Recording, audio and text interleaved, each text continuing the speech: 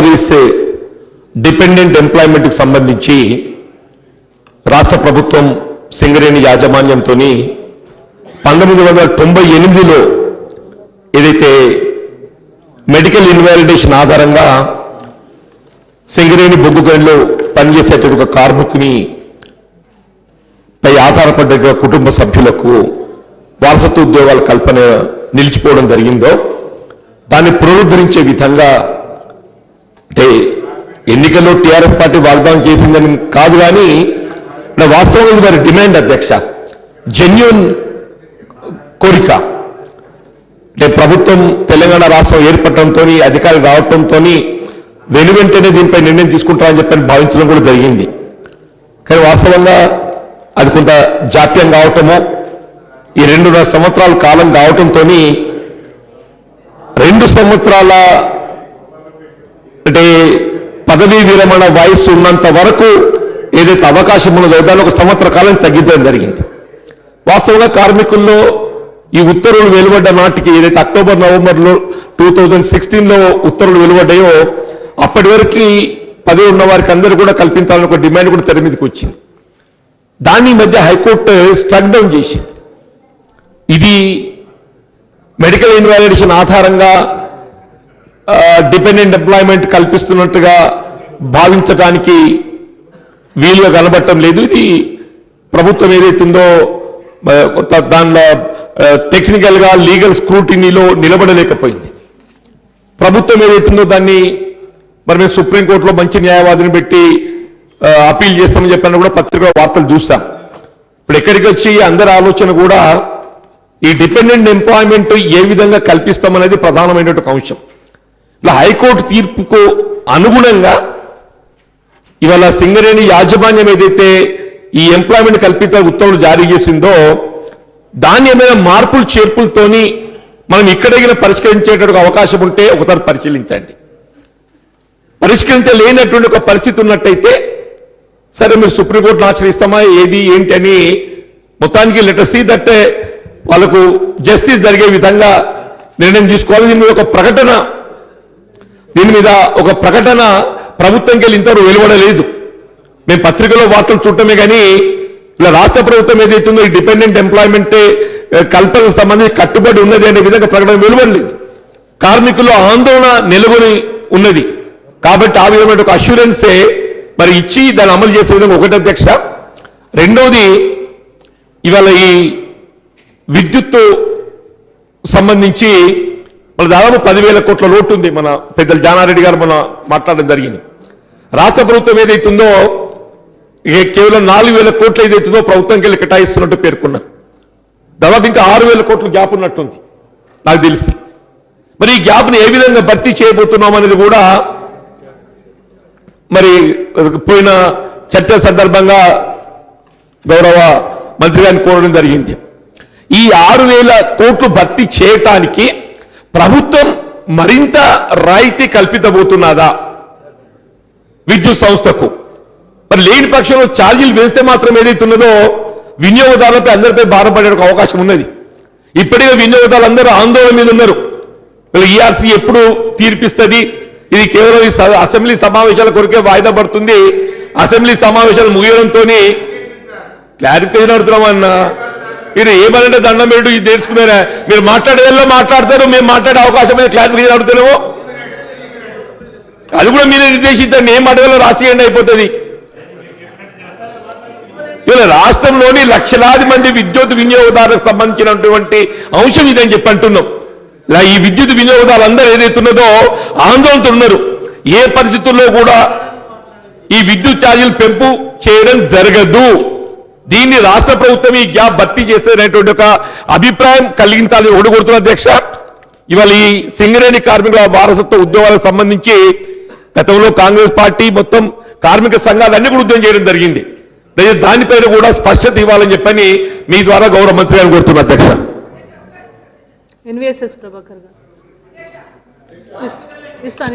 అధ్యక్ష, విద్యుత్ శక్తి అనేది చాలా ముఖ్యమైనటువంటి అంశం ఇది అధ్యక్ష. ఇది విద్యుత్ శక్తి ఛార్జీలు పెంచినప్పుడల్లా ప్రభుత్వాలు మారిపోయినాయి అధ్యక్ష. అక్కడ ఉన్న వాళ్ళు పెంచితే ఇక్కడ ఉన్న వాళ్ళు ఉద్యమం చేశారు, ఇక్కడ ఉన్న వాళ్ళు మళ్ళీ అక్కడికి వెళ్ళేదాకా పెంచి మళ్ళా అధికారాన్ని కోల్పోయినటువంటి సందర్భాలు కూడా ఉన్నాయి అధ్యక్ష. ఇప్పుడు ఒకవైపున శాసనసభ నడుస్తోందని చెప్పని మొన్ననే జనవరి 4వ తారీఖు నాడే ఉదయంలో మనం చేరామని చెప్పని ఈఆర్సీ తన యొక్క ప్రతిపాదనలని కొంచెం నిలుపుదల చేసుకుందేమో అని చెప్పని అనుమానం రాష్ట్ర ప్రజానికంలో ఉంది అన్నటువంటి విషయాన్ని నేను మీకు మనవి చేస్తున్నా. ఖచ్చితంగా శాసనసభ సాక్షిగా పెంచము అనేటువంటి ఒక హామీ ప్రభుత్వం ఇవ్వాలని చెప్పని ఈ సందర్భంగా నేను కోరుతున్నాను అధ్యక్ష. ఈ రెండో విషయానికి వచ్చేసరికి అధ్యక్ష, ఈ రెవెన్యూ జనరేషన్ చేసేటువంటి సిబ్బంది వాళ్ళందరూ కూడా 15 సంవత్సరాల మట్టి 16 సంవత్సరాల మట్టి వాళ్ళే ఉంటున్నారు అధ్యక్ష.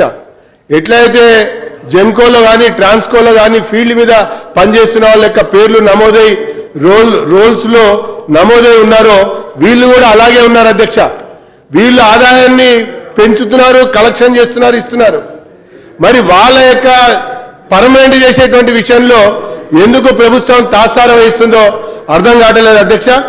దాని మీద ఖచ్చితంగా సమాధానం చెప్పవలసిన అవసరం ఉన్నది.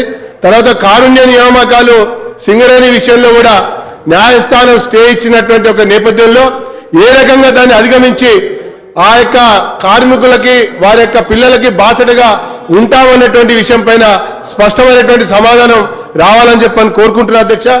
ఇంకోటి ఉదయ్కి సంబంధించినటువంటి విషయంలో గౌరవ మంత్రి గారు మరి సమాధానం చెప్పడం కేంద్రం నుంచి ఆలస్యంగా వచ్చినటువంటి సమాధానాల వల్ల జాప్యమైందని చెప్పారు అధ్యక్ష.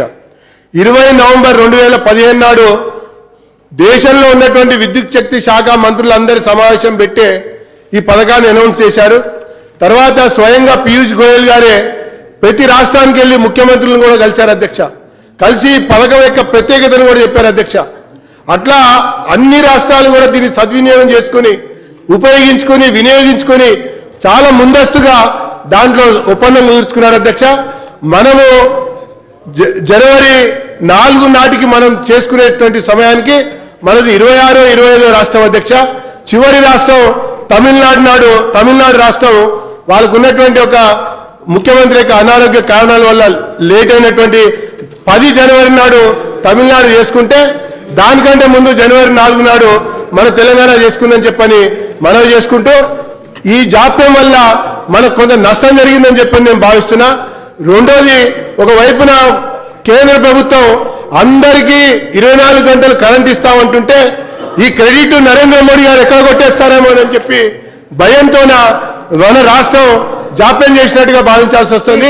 ఇంకొక చిన్న విషయం అధ్యక్ష, ఈ ఫ్లక్చువేషన్స్ వచ్చినప్పుడు మరి కరెంటు అండులేషన్స్ వచ్చినప్పుడు ఫ్లక్చువేషన్స్ వచ్చినప్పుడు టీవీలు కాలిపోతున్నాయి, అట్లానే ఫ్రిడ్జ్లు కాలిపోతున్నాయి, మీటర్లు కాలిపోతున్నాయి అధ్యక్ష. కాలిపోయినటువంటి వాటి సందర్భంలో మనం నష్టపరిహారం ఇవ్వాలని చెప్పని నేను మీ ద్వారా ఈ సందర్భంలో నేను గౌరవ మంత్రి గారిని అడుగుతున్నాను. దాంతోపాటు జంట నగరాల్లోనూ మిగతా చోట్ల ఇండ్లపైన ఎలక్ట్రిసిటీ వైర్లు ఉన్నాయి అధ్యక్ష. ఇండ్లపైన ఎలక్ట్రిసిటీ వైర్లు ఉన్నాయి అధ్యక్ష. రోజు ఎక్కడో ఒక దగ్గర హెచ్డి లైన్స్ వల్ల చేతులు పోయినాయని, ప్రాణం పోయినాయని చెప్పని, కాలు పోయిందని చెప్పని పత్రికలలో వస్తున్నటువంటి వార్తల యొక్క నేపథ్యంలో ఆ హెచ్డి లైన్స్ ని కనీసం కొన్నన్నా తొలగించడానికి మరి ప్రయత్నం చేయాలని చెప్పని మీ ద్వారా నేను ఈ సందర్భంగా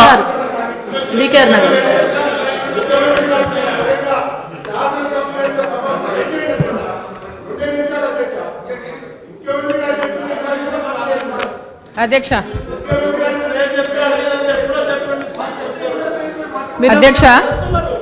ఒక్క నిమిషం అన్న గారు, ఒక్క నిమిషం ప్రభాకర్ గారు. అధ్యక్ష, ఇండ్ల పైన ఉప్పల్లో బీరపగడ్డ నుంచి కుమ్మరికుంట చిల్కానగర్ వరకు అశోక్ నగర్ లో అట్లనే ఇతర కొన్ని ప్రాంతాల్లో కూడా ఇండ్లపై నుంచి వైర్లు పోతా ఉన్నాయి అధ్యక్ష. ప్రతిసారి కూడా ఈ విషయాల్ని సిటీ ఎమ్మెల్యేలు అందరూ ముఖ్యమంత్రి గారి దృష్టికి తీసుకొస్తే ఖచ్చితంగా వాటిని మారుస్తామన్నారు, తీసేస్తామన్నారు అధ్యక్ష. 3 సంవత్సరాలు అయిపోతుంది అధ్యక్ష. 3 సంవత్సరాలు అయిపోతుంది అధ్యక్ష. మనం కనీసం కొన్నన్నా తీయవలసినటువంటి బాధ్యత ఉందని చెప్పని నేను భావిస్తున్నాను అధ్యక్ష.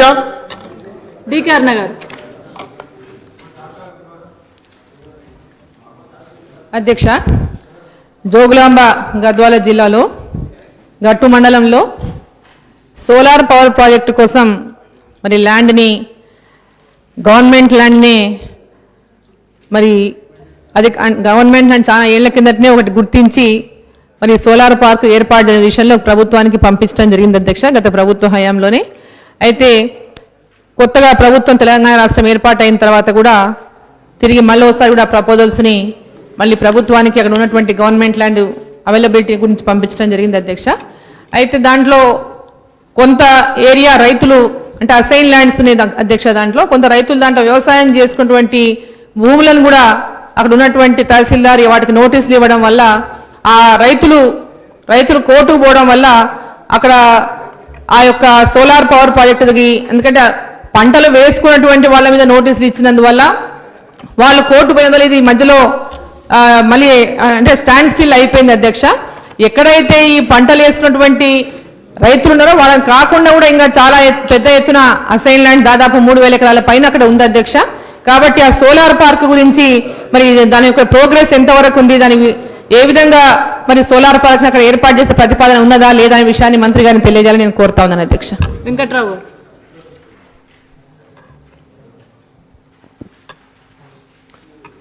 Thank you madam.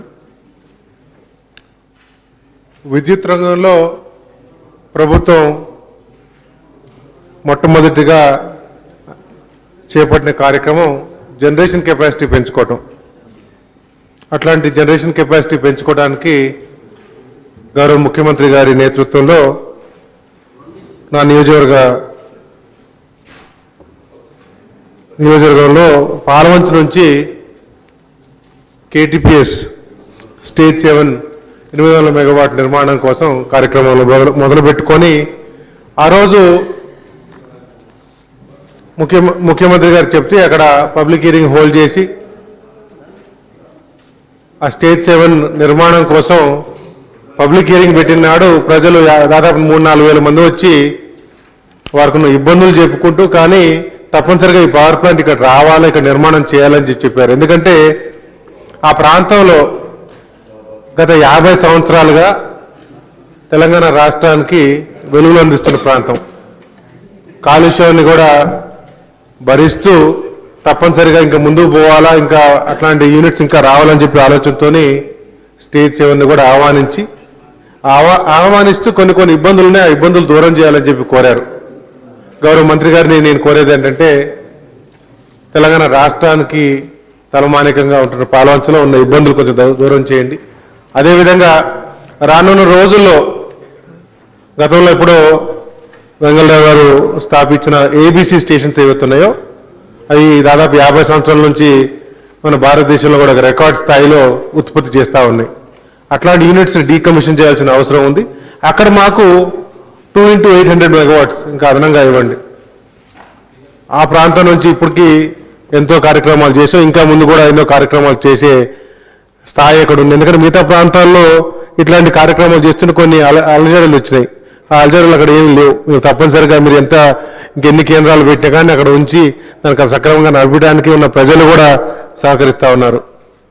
దాంతోపాటు విద్యుత్ని ఎంత పెద్ద ఎత్తున అక్కడ నుంచి జనరేషన్ చేస్తున్నామో అక్కడే దానికి ట్రైనింగ్ సెంటర్స్ పెట్టమని చెప్పి కూడా కోరాం. ఎందుకంటే విభజనలో విజయవాడలో మన విజయవాడ థర్మల్ పవర్ స్టేషన్లో ట్రైనింగ్ సెంటర్స్ ఏవైతే నిర్మాణం అనేవి పోయినాయి. ఇప్పుడు పాలవంచలో నిర్మాణం చేయాల్సిన అవసరం ఉంది. దయచేసి దాన్ని కూడా నిర్మాణం చేయమని చెప్పి కోరుతున్నా.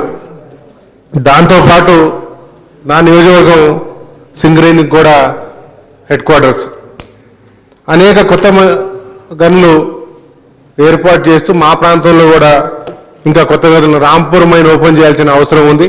ఆ రాంపూర్ మైన్ని కూడా త్వరలో ఓపెన్ చేసి ఇంకా ఎందుకంటే గతంలో డౌన్ సైజింగ్ వల్ల కొన్ని ఉద్యోగాలు పోయినాయి. ఆ ఉద్యోగాలు కూడా మళ్ళీ మా ప్రాంతాలకు తెచ్చుకోవడానికి రాంపూర్ మైన్ కొత్తగా ఓపెన్ చేయాల్సిన అవసరం ఉంది. ఆ రాంపూర్ మైన్ తప్పనిసరిగా సింగరేణి ద్వారా త్వరలో ఓపెన్ చేపిస్తారని చెప్పి ఆశిస్తున్నాను.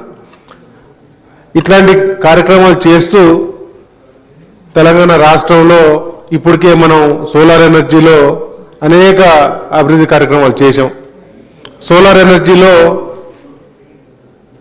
ఓపెన్ యాక్సెస్లో ఏ విధంగా ఉంది, ఏ విధంగా ముందుకు తీసుకెళ్తున్నారు, కొత్తగా ఇన్వెస్ట్మెంట్స్ మిగతా వాళ్ళు పెట్టదలుచుకుంటే ఏ విధంగా దాన్ని ప్రోత్సహిస్తున్నారు, దాని గురించి కూడా తమరు చెప్తారని చెప్పి ఇంకా పెద్ద ఎత్తున మనం ఇంకా డెవలప్మెంట్ చేస్తామని చెప్పి ఆశిస్తున్నాం. దాంతోపాటు విండ్ ఎనర్జీలో ముఖ్యంగా మొన్న కూడా చెప్తూ ప్రశ్నలో మీకు కూడా చెప్పా, మహబూబ్నగర్ జిల్లాలో విండ్ ఎనర్జీకి చాలా అవకాశం ఉంది. పిఎల్ఎఫ్ ఫ్యాక్టర్ అనంతపూర్ కన్నా తక్కువగా ఉంది, కానీ పిఎల్ఎఫ్ ఫ్యాక్టర్ అంత తక్కువగా కాకుండా వస్తుంది. సో తప్పనిసరిగా దీనికోసం కూడా ఏ విధంగా ప్రోత్సహిస్తున్నారు, ఏ విధంగా ముందుకు తీసుకెళ్తారు తప్పనిసరిగా చెప్పాలని చెప్పి కోరుతూ ఈ సమయం ఇచ్చినందుకు తమకు ధన్యవాదాలు తెలియజేస్తున్నాను. రాజేందర్ రెడ్డి. ధన్యవాదాలు అధ్యక్ష. ఈసారి మన ఆర్థిక మంత్రి గారు బడ్జెట్ ప్రవేశపెట్టినప్పుడు ఒక మాట చెప్పిండు అధ్యక్ష, అది ఎవ్వరు కూడా మర్చిపోరు తెలంగాణ ప్రజలు. అదేంటంటే గతంలో కరెంటు ఉంటే వార్త, నేడు కరెంటు పోతే వార్త అని ఒక విషయం చెప్పిండు అధ్యక్ష. అది అందరూ ఒప్పుకోవాల్సిందే. ఎందుకంటే స్వతంత్రం వచ్చినప్పటి నుంచి నా నియోజకవర్గం తీసుకుంటే మొత్తం నియోజకవర్గంలో 20 సబ్ స్టేషన్లు మాత్రమే ఉన్నాయి అధ్యక్ష. ఈ ప్రభుత్వం వచ్చినాక ఈ 3 సంవత్సరాల లోపట్నే దాదాపు 18 కొత్త సబ్ స్టేషన్లు ఇచ్చింది అధ్యక్ష ఈ ప్రభుత్వం. అంటే గత 60 సంవత్సరాల నుంచి ఎన్ని సబ్ స్టేషన్లు వచ్చినాయో ఈ 3 సంవత్సరాల్లో మాకు దాదాపు అన్ని సబ్ స్టేషన్లు వచ్చినాయి అధ్యక్ష. దాని నుంచి దానికే చెప్తాను ఇవాళ కరెంటు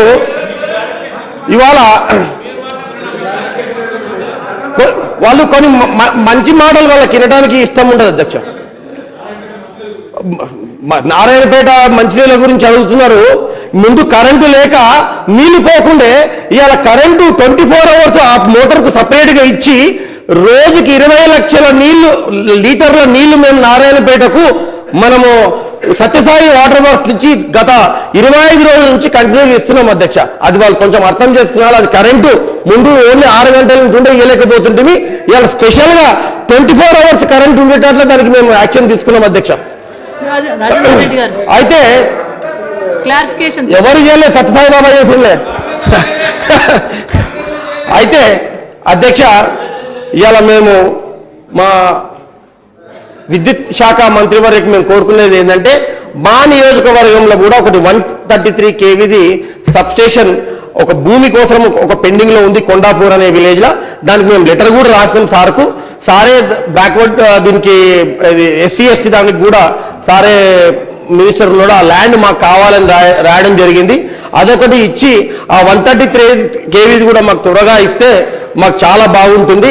అట్లే ఈసారి ఏదైతే ABS స్విచ్లు ఏవైతే ఉన్నాయో ఈసారి చాలా వచ్చినాయి, కానీ ఇంకా ఫిక్స్ చేయలేదు.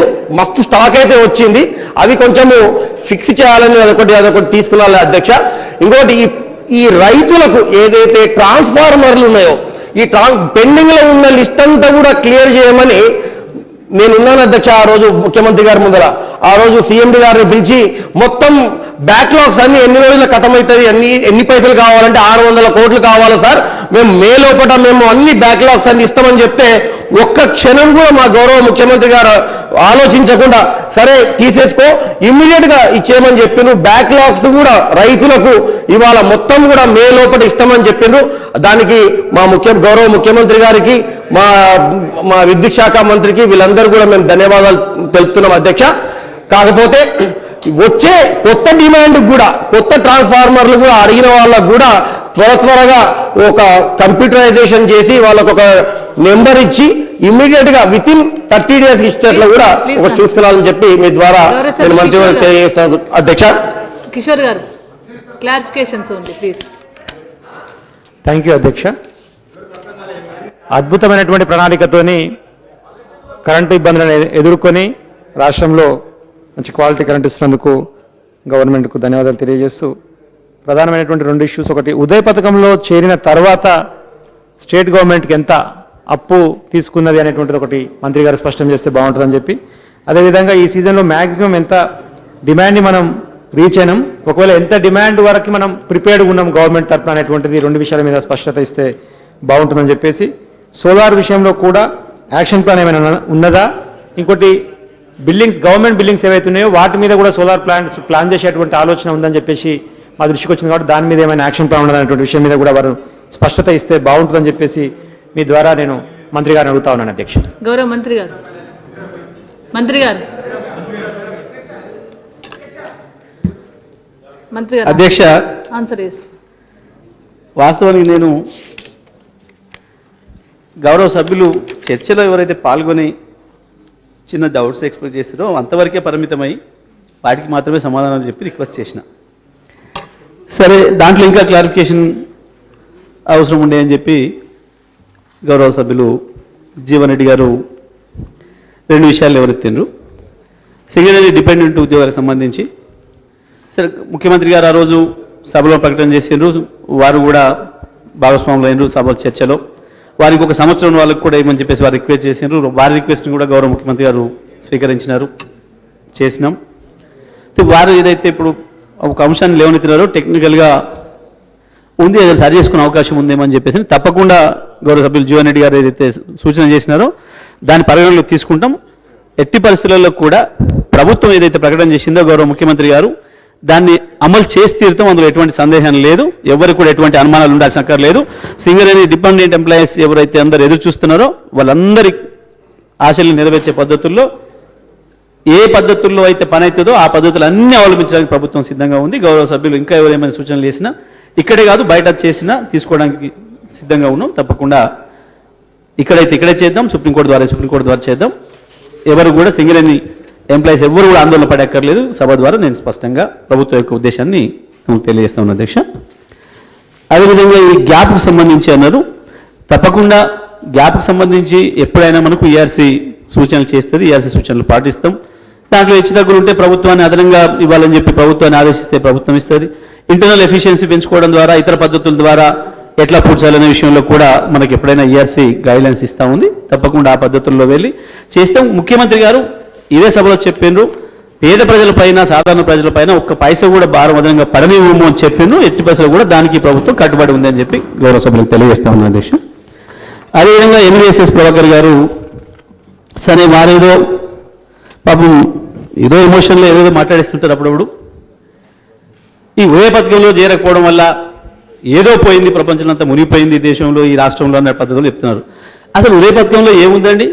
ఉదయ పథకంలో చేరితే మనకేదో మోడీ గారు 1000 కోట్లు పంపిస్తున్నట్టు, అవి మోయలేక మనం లెక్క పెట్టుకోలేక ఇబ్బంది పడుతున్నట్టు ఏముందాడా? దాంట్లో ఏమీ లేదు. ఉదయ పథకంలో ఉండే ఏంటి అంటే డిస్కమ్లు ఆగండి, మీరు మాట్లాడడం ఏం మాట్లాడలేదు కానీ డిస్కమ్ల భారం రాష్ట్ర ప్రభుత్వం తీసుకుంటుంది. దాని ద్వారా రాష్ట్ర ప్రభుత్వం కూడా బాండ్స్ ద్వారా డబ్బులు సమీకరించుకోవడానికి ఉన్న ఒక చిన్న వెసులుబాటు అది. దానికి మేమేదో చేస్తే తీసుకోవట్లేదు, ఏం చేస్తే తీసుకోలేదండి. లెటర్ రాష్ట్రం కేంద్ర ప్రభుత్వానికి లెటర్ రాష్ట్రం మేము ఉదయ పథకంలో చేయడం ద్వారా మాకు వచ్చే లాభాలు ఏంటి చెప్పండి, ఏ భారం తీసుకుంటారు, మాకేమైనా 25% గ్రాంట్ ఇస్తారా చెప్పండి. రాష్ట్రం 1 పైసా కూడా గ్రాంట్ ఇవ్వమని చెప్పిండ్రు. 1 పైసా కూడా మాకేమో ఇచ్చింది లేదు అక్కడి నుంచి లేదు. ఆల్రెడీ ఉన్న 11,000 కోట్లేమో ప్రత్యక్ష అప్పులు ఉన్నాయి, ఇంకొక 7,000 కోట్లేమో పేమెంట్స్ ఉన్నాయి పవర్ పర్చేజ్లో. 2 కలిపేలా తీసుకుంటారా చెప్పండి, మాకు కొంచెం భారం తగ్గుతుంది, డిస్కౌంట్లో మేము తీసుకుంటామన్నాం. దాన్ని కూడా అనుమతి ఇవ్వమని చెప్పిండ్రు. ఈ చర్చలో మేము వారికి లెటర్ రాయడం, వారు మాకు లెటర్ రాయడం, కరెస్పాండెన్స్లో కొంత సమయం తీసుకుంది. దానికి ఏదో మొత్తం ప్రపంచం అంతా మునిగిపోయింది. మేమేదో ఇంటింటి కరెంట్ ఇద్దామంటే మీరు వద్దంటుండ్రు. ఇవ్వండి, ఎవరు వద్దన్నారు? ఇంకా 10,000 కోట్లు తీసుకొచ్చి ఇస్తారంటే మేము తీసుకోవడానికి సిద్ధంగా లేమా? నేను అందుకనే చెప్పిన, నేను ఆ జోలికి పోవట్లేను. మీ ప్రభుత్వాలు, మీ రాష్ట్ర ప్రభుత్వాలు ఉన్న చోట కూడా పవర్ కట్లు ఎక్కడ ఉన్నాయో చెప్పడానికి నాకు అభ్యంతరం లేదు. కానీ నేను రాజకీయాల జోలికి పోదలుచుకోలేదు, వాటి జోలికి వద్దు. పవర్ విషయంలోనైనా కనీసం ఈ రాష్ట్రం ఒక గొప్ప విజయాన్ని సాధించింది. ముఖ్యమంత్రి గారి ముందు చూపు 6 నెలలు కూడా తిరగక ముందే పవర్ కట్స్ లేకుండా చేయగలిగినాం. అది ఊరికే సాధ్యమయ్యే విషయం కాదు, అందరితో అయ్యేది కాదు. నిజం అయ్యాలి. మీకు కూడా నిన్న కొత్త రాష్ట్రం వచ్చింది, చేయండి, మీకు చేత అయితే చేసి చూపించండి 6 నెలల్లో ఆ రాష్ట్రంలో చూసి ఛాలెంజ్ చేస్తాం. అది కేవలం గౌరవ ముఖ్యమంత్రి గారి ఆలోచనలు, ముఖ్యమంత్రి గారికి ముందు నుండి ఒక విజన్ ఉండటం, 85 ఎమ్మెల్యే అయిన కానించలే వారికి విద్యుత్ శక్తి మీద ఒక అవగాహన ఉండటం, ముందే ఒక ప్రణాళికలు ఉండటం. అవాళ మీకు ఎవరికి ఆలోచనలు ఎన్నాడే తప్పకుండా తెలంగాణ రాష్ట్రం వస్తాడని, వచ్చిన తెలంగాణలో విద్యుత్ శక్తిని బాగు చేయాల్సిన అవసరం నా మీద ఉంటుందనే విషయం కూడా ముఖ్యమంత్రి గారు తెలుసు. కాబట్టి ఏ రాజకీయ నాయకుడు కూడా చెప్పాలంటే ధైర్యంగా 100 సభలలో చెప్పిండు మా ముఖ్యమంత్రి గారు. విద్యుత్ శక్తి విషయంలో మనం కొంత ఇబ్బంది పడతాం, ఒక సంవత్సర కాలం మీరు నాకు సమయం ఇవ్వాలి, ఒక సంవత్సరం తర్వాత నేను కొంత సరి చేస్తా, 3 ఏళ్లలో పూర్తి స్థాయిలో నేను విద్యుత్ శక్తిని పునరుద్ధరిస్తా అని చెప్పి ముఖ్యమంత్రి గారు ప్రజలకు చెప్పిండు, ప్రజలకు అప్పీల్ చేసిండు సభలలో. ఎవరు కూడా నెగిటివ్ అంశాలు చెప్పే ధైర్యం ఈ దేశంలో ఏ రాజకీయ నాయకుడు కూడా లేదు. కానీ మన ముఖ్యమంత్రి గారు అన్నాడు విశ్వాసంతో, ఆత్మవిశ్వాసంతో చెప్పినట్టుగా ప్రజలు సంవత్సరం సమయం ఇచ్చిండ్రు. కానీ సంవత్సరం కూడా తీసుకోలేదు. కేవలం నవంబర్ వరకే, జూన్లో తీసుకుంటే నవంబర్ వరకే పరిస్థితులన్నీ కూడా చక్కదిద్దిండ్రు. విద్యుత్ శక్తి అనుకున్న పద్ధతుల్లో గృహ అవసరాలకు ఒక నిమిషం కట్టలేకుండా, పారిశ్రామిక అవసరాలకు ఒక నిమిషం కూడా కట్టలేకుండా చెప్పిన పద్ధతుల్లో విద్యుత్తును అందించారు. మీరు విషయాలను అభినందించే విషయాలను వదిలిపెట్టి మేమేదో చేయలేదు, మేము అక్కడి ఇస్తున్నట్టు తీసుకోలేదు, ఎక్కడ కూడా కేంద్ర ప్రభుత్వం నుంచి న్యాయంగా మాకు ఎంత రావాలనో గంతే వస్తుంది తప్ప అదనంగా మీరేం తీసుకొచ్చి రూపాయి ఇచ్చిందేం లేదు, మేము తీసుకుందేం లేదు. ఇక మమ్మల్ని నష్టం చేసిన చెప్పమంటే మా 7 మండలాల కాంచి మొదలు పెడితే ఇప్పటిదాకా చాలా చెప్పగలుగుతాను నేను. లోయర్ సీలర్ సాధించగలండి మోడీ గారిని అడిగి. లోయర్ సీలర్ సాధించుకొస్తే సంతోషం. మీరు ఈ రాష్ట్రానికి ఏదో చేసినట్టు మీరు మోడీ గారు కలిసి ఏం అవసరం ఉంటే తీసుకుపోయి ఇచ్చినండి 7 మండలాలు. కేవలం లోయర్ సీలర్ మీద కుట్రతోని చంద్రబాబు నాయుడు అడిగానే తీసుకుపోయి అప్పనంగా ఇచ్చేసినారు. ఆడు మీరు మాకు చెప్తున్నారు ముచ్చట్లేక. ఇక్కడ మాకు తెలుసు రాజకీయ జోలికి పోదాం, మేము పోవడం లేదు. మీరు 10 నిమిషానికి తీసుకొచ్చేయడం ఆయన ఇస్తారంటే మేము తీసుకోవట్లేదు. దయచేసి నేను ఏమంటున్నా అంటే మీరు మాట్లాడేది విమర్శ చేసేది ఉంటే ప్రభుత్వానికి సూచనలు గౌరవ పెద్దలు జీవన్ రెడ్డి గారు సూచన చేసి తీసుకున్నాం, మేము తీసుకోవడానికి సిద్ధంగా ఉన్నాం. ప్రధాన ప్రతిపక్షం నుంచి తీసుకోవడానికి సిద్ధంగా ఉన్నాం. సూచనలు చేస్తే తీసుకోవడానికి సిద్ధంగా ఉన్నాం చెప్పినాం. కానీ ఈ రకంగా లేని తీసుకొచ్చి మాకు అంటగట్టి మేము చేయాల్సింది చేయలేదనే పద్ధతుల్లో విద్యుత్ శక్తి విషయంలో ప్రజలు చూస్తున్నారు, అవతల ప్రజలు గమనిస్తున్నారు. మీరు మాట్లాడేది మేము మాట్లాడేది కూడా చూస్తున్నారు. కాబట్టి దయచేసి నేను ఏమంటానంటే గౌరవ సభ్యులు సూచనలు చేయండి, తీసుకోవడానికి మేము సిద్ధంగా ఉన్నాం. అంతేనికంటే మీరు గమ్మత్ చెప్తారు.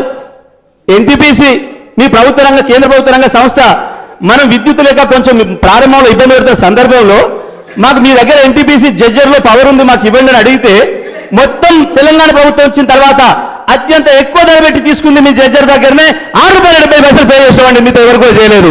అంతేకాదు కూడంకరంలో కూడా మీ ఎన్టీపీసీ దగ్గర ఒక 200-300 మెగావాట్లు ఉందనంటే మా ప్రభాకర్ రావు గారు అడిగితే లెటర్ రాస్తే వాళ్ళు అడిగిన మాట ఏం తెలుసా, ₹10 యూనిట్ అయితే ఇస్తాం, 3 నెలల అడ్వాన్స్ అయితే ఇస్తామని మార్వాడోళ్ళ కంటే ఎక్కువ ద్వారంగా బిజినెస్ వాళ్ళ కంటే ఎక్కువ మాట్లాడారు. మీరు గమ్మతే చెప్తున్నారు, మాకు చెప్తే ఎట్లా సార్? మీరు దయచేసి నేను ఏమంటున్నా అంటే వాడి జోలి మేము పోవడం లేదు.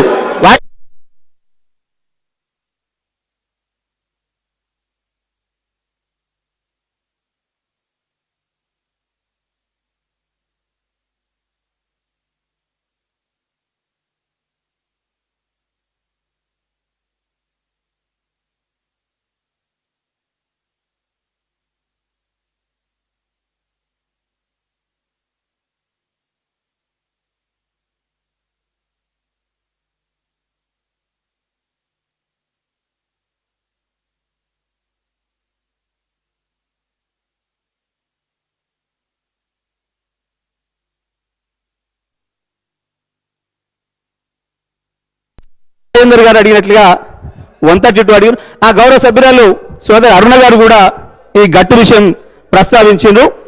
వాస్తవానికి సోలార్ విషయంలో భారతదేశం మొత్తానికే మనమే ఒక కొత్త ఆదర్శాన్ని రూపొందించినాం.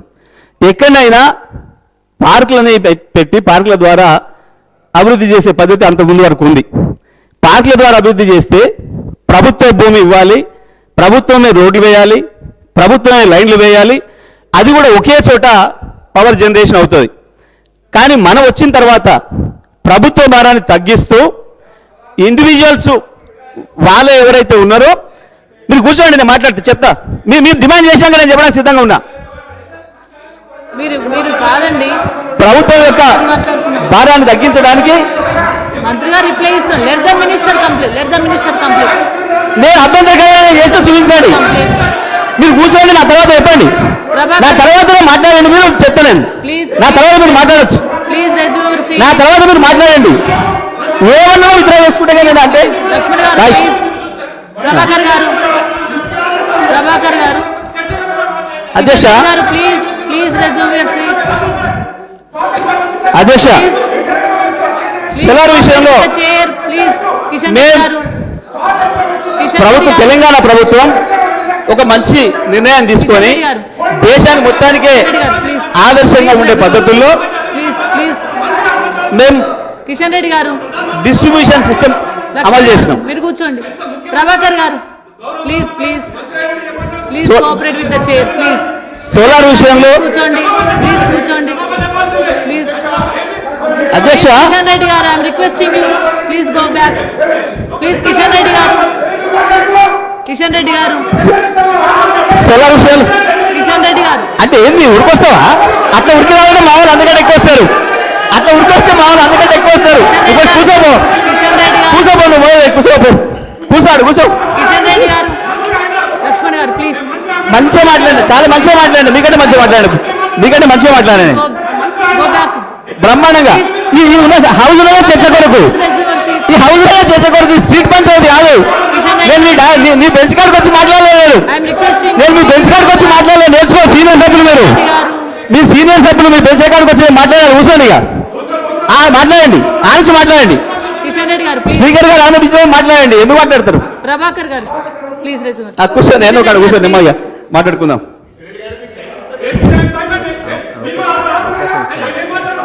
కిషన్ రెడ్డి గారు సోలార్ విషయంలో అధ్యక్ష మన ప్రభుత్వం మన ప్రభుత్వం మొదటిసారిగా సబ్ స్టేషన్ల వారీగా సోలార్ ఉత్పత్తి చేయడం ద్వారా లైన్ లాసెస్ తగ్గిస్తామని కిషన్ రెడ్డి గారు లైన్ లాసెస్ తగ్గిస్తామని కూర్చోండి మీరు కూర్చోండి మీరు ఎక్కడికక్కడ సబ్ స్టేషన్ల వద్దలనే పవర్ ప్లాంట్ల నిర్మాణం, సోలార్ పవర్ ప్లాంట్ల నిర్మాణం అవడం ద్వారా మనకు మనీ సేవ్ అవుతుందని ఆ రకంగా ఒక మంచి పద్ధతిని మనమే కనిపెట్టినాం అధ్యక్ష. గౌరవ ముఖ్యమంత్రి గారు ఆలోచన చేసి ప్లీజ్ ప్లీజ్ కిషన్ మనను లీడ్ చేస్తే కిషన్ రెడ్డి గారు మాట్లాడండి. Please resume.